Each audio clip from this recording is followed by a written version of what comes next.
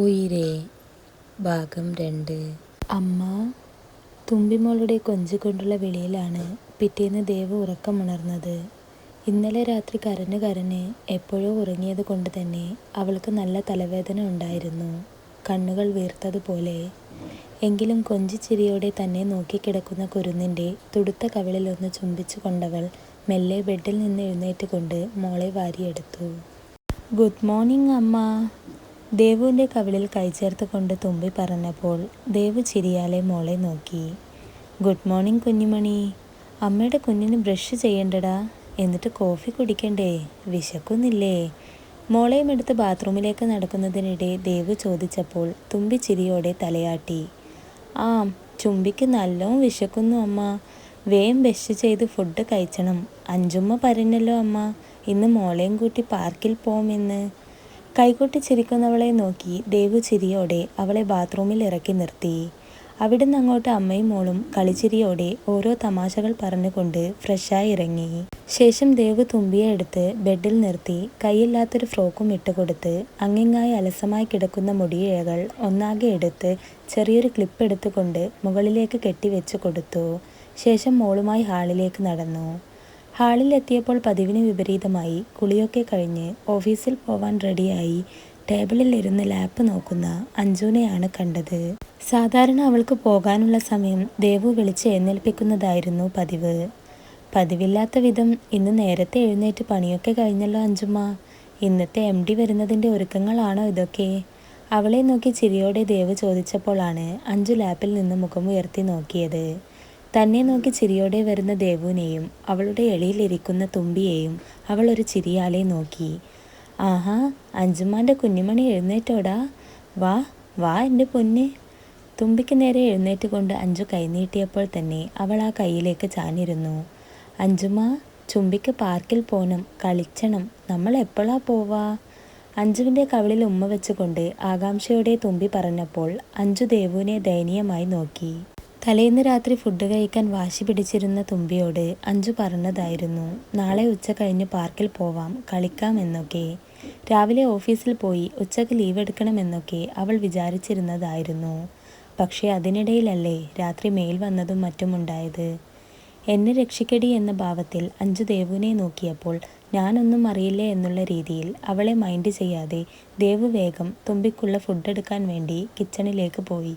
കാരണം ചില സമയം എന്തെങ്കിലും ആഗ്രഹം പറഞ്ഞാൽ അത് നടക്കാതിരുന്നാൽ ആൾക്ക് നല്ല ദേഷ്യമായിരിക്കും. ആരെന്ത് പറഞ്ഞാലും കേൾക്കില്ല. അവൾ വിചാരിച്ചത് നടക്കണം. കുഞ്ഞുമണി, അഞ്ജുമൻ്റെ പൊന്നിനോടൊരു കാര്യം പറയട്ടെ.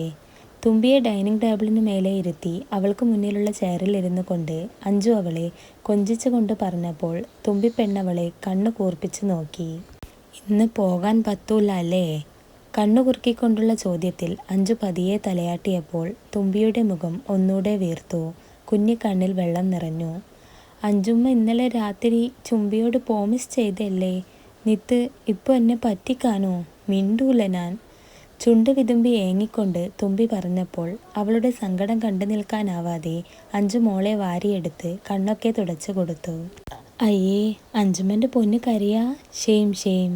ദേ എങ്ങ് നോക്കിയേ, അഞ്ജുമ്മൻ്റെ ഓഫീസിൽ ഇന്നൊരു സാർ വരുന്നുണ്ട്. അപ്പോൾ അതിൻ്റെ തിരക്കിലാവും അഞ്ജുമ്മ. അതുകൊണ്ട് പറഞ്ഞതല്ലേ. പിന്നെ എൻ്റെ പൊന്നിന് ഇന്ന് തന്നെ പാർക്കിൽ പോകണമെന്നാണേൽ മോള് വൈകുന്നേരം അമ്മയുടെ കൂടെ ഓഫീസിലേക്ക് വാട്ടോ. അവിടുന്ന് നമുക്ക് പാർക്കിൽ പോയി രാത്രിക്കുള്ള ഫുഡ് പുറത്തുനിന്ന് കഴിച്ച് തിരിച്ചു വരാം, ഓക്കെ? അഞ്ജു അത് പറഞ്ഞപ്പോൾ തന്നെ അത്രയും നേരം സങ്കടത്തോടെ ഇരുന്നവളുടെ മുഖം തെളിഞ്ഞു. കുഞ്ഞിക്കൈയാൽ കണ്ണു തുടച്ചുകൊണ്ടവൾ അഞ്ജുവിൻ്റെ 2 കവിളിലും അമർത്തി ഉമ്മ കൊടുത്തു. ആയിഷ്, എന്നാ അങ്ങനെ ചെയ്യാം അഞ്ജുമ്മ. ചുംബിക്ക് സന്തോഷായി. ദേ അഞ്ജു, നീ വെറുതെ മോളുടെ ഓരോ വാശിക്ക് കൂട്ടു നിൽക്കാൻ നിൽക്കേണ്ടട്ടോ. ഇന്ന് നിനക്ക് ഒരുപാട് ജോലി ഉണ്ടാവില്ലേ? അത് കഴിയുമ്പോഴേക്കും ക്ഷീണിക്കും. അതിനിടയിൽ ഇതുകൂടെ വേണോ? നമുക്ക് പിന്നൊരിക്കലാവാം. അവരുടെ സംസാരം കേട്ടുകൊണ്ട് ഫുഡുമായി ഹാളിലേക്ക് വന്ന ദേവു പറഞ്ഞപ്പോൾ അഞ്ജു മോളെ എടുത്തുകൊണ്ട് നിന്ന് ദേവുവിനെ നോക്കി. അതൊന്നും സാരല്ലടി, എൻ്റെ കുഞ്ഞുമണി ഒരുപാട് ആഗ്രഹിച്ചതല്ലേ. നീ ഒരു കാര്യം ചെയ്, വൈകുന്നേരം ആവുമ്പോൾ ഞാൻ വിളിക്കാം. അപ്പോൾ ഓഫീസിലേക്ക് വന്നാൽ മതി, ഓക്കെ? എന്നാൽ ശരിയടി, ഞാൻ ഇറങ്ങുവാ. അങ്ങേരെ വെൽക്കം ചെയ്യേണ്ട ഡ്യൂട്ടി എനിക്കാണ്. അഞ്ജു അതും പറഞ്ഞ് കയ്യിലിരിക്കുന്ന മോൾക്കൊരുമ്മ കൊടുത്ത ശേഷം അവളെ ദേവുവിൻ്റെ കയ്യിൽ കൊടുത്തു. പിന്നെ വേഗം തന്നെ ലാപ്പും ആവശ്യമുള്ളതൊക്കെ ബാഗിൽ വെച്ച് കൊണ്ടവൾ സ്കൂട്ടിയുടെ ചാവിയും എടുത്ത് ഡോർ തുറന്നു. അഞ്ജു. അവൾക്ക് പിറകെ തന്നെ പോയ ദേവു പുറത്തുനിന്ന് ചെരുപ്പിടുന്നവളെ നോക്കി പതിയെ വിളിച്ചു. ആ എന്താടി? അത് പിന്നെ നീ എൻ്റെ ജോലിയുടെ കാര്യമൊന്ന് കമ്പനിയിൽ സൂചിപ്പിക്കാമോ? അഞ്ജുവിനെ നോക്കി ദേവു പതിയെ പറഞ്ഞപ്പോൾ അവൾ അവളെ കൂർപ്പിച്ച് നോക്കി. പ്ലീസ് ഡി, നീ ഒറ്റൊരാളുടെ ചിലവിലല്ലേ ഇത്രയും കാലം നിന്നത്. ഇപ്പോൾ തുമ്പിയും വലുതായല്ലോ. അവളെ നമുക്ക് ഓഫീസിനടുത്തുള്ള ഡേ കെയറിലാക്കാം. പിന്നെ ഇപ്പോൾ ഒരു ജോലി ഉണ്ടായാൽ എനിക്കും ഒരാശ്വാസമായിരുന്നെടി. ദേവു പിന്നെയും പറഞ്ഞപ്പോൾ അഞ്ജു ഒരു നിമിഷം അവളെ നോക്കി. നിനക്കറിയാലോ ദേവു, അവിടെ ആദ്യം ജോലിക്കൊഴിവൊന്നുമില്ലായിരുന്നു. അതാ നീ പറഞ്ഞപ്പോൾ ഞാൻ മൈൻഡ് ചെയ്യാതിരുന്നത്. എന്നാൽ ഇപ്പോൾ കമ്പനി പുതിയ ഗ്രൂപ്പ് ഏറ്റെടുത്ത സ്ഥിതിക്ക് ചിലർക്കൊക്കെ ട്രാൻസ്ഫർ ഉണ്ടാകും എന്ന് കേട്ടു. എന്തായാലും ഞാൻ അവരോട് നിന്റെ കാര്യം സൂചിപ്പിച്ച് നോക്കാം. നീ നിന്റെ ബയോഡാറ്റ ഒന്ന് സെൻഡ് ചെയ്യൂ. അഞ്ജു അത് പറഞ്ഞപ്പോൾ ദേവുവിൻ്റെ മുഖം വിടർന്നു. പുഞ്ചിരിയോടെ അവൾ അഞ്ജുവിനെ നോക്കി തലയാട്ടി. എന്നാ ഓക്കേടി, ഞാൻ ഇറങ്ങുക.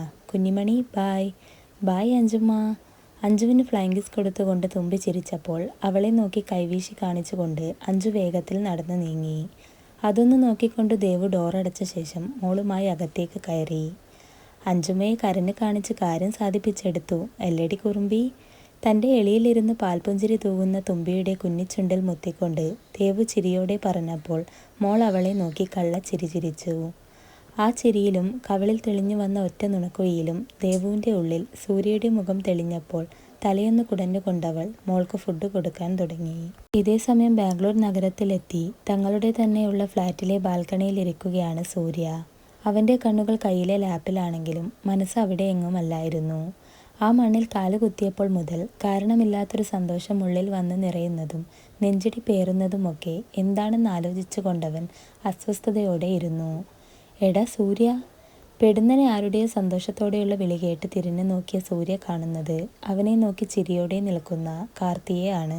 തന്നെ നോക്കി നിറഞ്ഞ കണ്ണാലെ എന്നാൽ സന്തോഷത്തോടെ നിൽക്കുന്നവനെ നോക്കി എഴുന്നേറ്റുകൊണ്ട് സൂര്യ പതിയെ ചിരിച്ചു കാണിച്ചപ്പോൾ തന്നെ കാർത്തി ഓടി വന്നവനെ കെട്ടിപ്പിടിച്ചിരുന്നു. After a long time Surya, I miss you so much. അവനെ കെട്ടിപ്പിടിച്ചുകൊണ്ട് കാർത്തി ഇടർച്ചയോടെ പറഞ്ഞപ്പോൾ സൂര്യ ഒന്നും മിണ്ടാതെ അവനെ തിരിച്ചു പുണർന്നു. ഓ, ഇങ്ങനെ മിസ് ചെയ്യാൻ മാത്രം ഇങ്ങേരാരാ ഏട്ടൻ്റെ കെട്ടിയോളോ? അവർക്കടുത്തേക്ക് വന്ന് ഇത്തിരി കുശുമ്പോടെ പറയുന്ന മനുവിൻ്റെ ശബ്ദം കേട്ടപ്പോഴായിരുന്നു കാർത്തി സൂര്യയിൽ നിന്നും അകന്നു മാറിയത്. ഓ, നിന്റെ കൂടെ ഇവനും ഉണ്ടായിരുന്നു സൂര്യ. കുറച്ചായല്ലോ കണ്ടിട്ട്. എന്തൊക്കെയുണ്ട് മോനെ മനുക്കുട്ട വിശേഷം? അവനെ നോക്കി ഒന്ന് ആക്കി ചിരിച്ചുകൊണ്ട് കാർത്തി ചോദിച്ചപ്പോൾ സൂര്യയെ തല്ലൊരു പരിഭവത്തിൽ നോക്കി നിന്ന മനു കാർത്തിയെ കൂർപ്പിച്ച് നോക്കി. പണ്ട് മുതലേ അവന് ഇഷ്ടമല്ലാത്തൊരു പേരായിരുന്നു മനുക്കുട്ടൻ എന്നത്. കാർത്തിയാണേൽ അവനെ ദേഷ്യം പിടിപ്പിക്കാൻ അത് മാത്രമേ വിളിച്ചിരുന്നുള്ളൂ. ദേ മനുഷ്യ, ചെറുതിലെ വിളിക്കും പോലെ എന്നെ അങ്ങനെ വിളിച്ചാലുണ്ടല്ലോ. എനിക്കൊരു പേരുണ്ട്, അത് വിളിച്ചാൽ മതി. അല്ലെങ്കിൽ മനു, ഓക്കെ? കണ്ണു കൂർപ്പിച്ചുകൊണ്ട് പറയുന്നവനെ നോക്കി കാർത്തി ചിരിയോടെ നിന്നു. നിങ്ങൾ സംസാരിക്കേ, ഞാനൊന്ന് ഫ്രഷായി വരാം. കമ്പനിയിൽ പോകേണ്ടതല്ലേ? അത്രയും നേരം മിണ്ടാതെ നിന്ന സൂര്യ അതും പറഞ്ഞ് അകത്തേക്ക് പോയപ്പോൾ ഇരുവരും അവൻ്റെ ആ പോക്ക് ഒരു നിമിഷം നോക്കി നിന്നു. അവൻ ഒരുപാട് മാറിപ്പോയി അല്ലേ മനു? സൂര്യയെ തന്നെ നോക്കിക്കൊണ്ട് കാർത്തി പതിയെ ചോദിച്ചപ്പോൾ അവൻ്റെ മുഖവും മാറി. ഏട്ടനിപ്പോൾ പഴയ പോലെ ഒന്നുമല്ല കിച്ചേട്ടാ. ആരോടും വലിയ സംസാരമില്ല, ചിരിയില്ല. വീട്ടിലെല്ലാവർക്കും ഏട്ടനെ ഓർത്ത് സങ്കടമാണ്. അതുകൊണ്ടാ തൽക്കാലം ഏട്ടനെ ഇവിടേക്ക് മാറ്റിയത്. ആ ചുറ്റുപാടിൽ നിന്നും ഒരു മാറ്റം ആവുമല്ലോ. സങ്കടത്തോടെ മനു പറഞ്ഞതിന് കാർത്തി ഒന്ന് മോളി. ഞാനും നാട്ടിലേക്ക് വരാനോ അവനെ കാണാനോ നിൽക്കാനത് അതുകൊണ്ട് തന്നെയാടാ.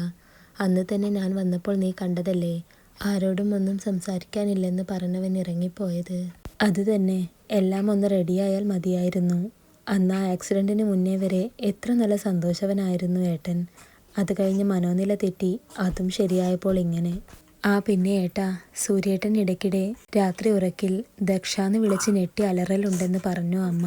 മനു പതിയെ പറഞ്ഞപ്പോൾ അതുവരെ എല്ലാം കേട്ടുനിന്ന കാർത്തി ഒന്ന് ഞെട്ടി. അപ്പോൾ അവനവളെ ഓർമ്മയുണ്ടോ മനു? അങ്ങനെ വരാൻ വയ്യില്ല ഏട്ടാ.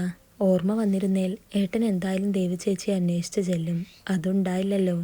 പിന്നെ ആ ഡോക്ടർ പ്രത്യേകം പറഞ്ഞതല്ലേ, ആ സമയത്തെ ഓർമ്മകളോ ഓർമ്മപ്പെടുത്തലോ ഏട്ടൻ്റെ ജീവിതത്തെ നഷ്ടപ്പെടുത്തുമെന്ന്. എല്ലാം കൂടെ എനിക്കെന്തോ പേടിയാവാ. കണ്ണ് നിറച്ചുകൊണ്ട് അവൻ പറഞ്ഞപ്പോൾ കാർത്തി അവനെ ചേർത്ത് പിടിച്ചു. ഏയ്, നീ ഇങ്ങനെ ടെൻഷൻ അടിക്കേണ്ട ആവശ്യമൊന്നുമില്ലടാ. അങ്ങനെയൊന്നും ഉണ്ടാവില്ല. പിന്നെ ദേവദക്ഷ, അവൾ എവിടെയെന്ന് ആർക്കും അറിയില്ലല്ലോ. അന്നാ ദിവസം തന്നെ മാലതി ആൻറ്റി അവളോടെല്ലാം പറഞ്ഞു എന്ന് പറഞ്ഞതല്ലേ. ഇനി അവൾ അവൻ്റെ മുന്നിൽ വരില്ല. എന്തായാലും വരുന്നിടത്ത് വെച്ച് കാണാം. ഞാനെന്നാൽ പോയി റെഡിയാവട്ടെ, ഏട്ടൻ ഇപ്പോൾ വരും. മനു അതും പറഞ്ഞു പോയപ്പോൾ കാർത്തി ബാൽക്കണിയിൽ നിന്ന് പുറത്തേക്ക് നോക്കി നിന്നു. നിന്റെ മാറ്റങ്ങൾക്കുള്ള കാരണം ഞാൻ ഉദ്ദേശിച്ചതുപോലെയാണെങ്കിൽ നിന്റെ സന്തോഷം ഞാൻ നിനക്ക് നേടിത്തരും സൂര്യ. അതിനേതറ്റം വരെയും ഞാൻ പോകും. പുറത്തേക്ക് നോക്കി ഉറപ്പോടെ മനസ്സിലാലോചിക്കുമ്പോൾ കാർത്തിയുടെ മനസ്സിൽ പല കണക്കുകൂട്ടലുകളും ഉണ്ടായിരുന്നു.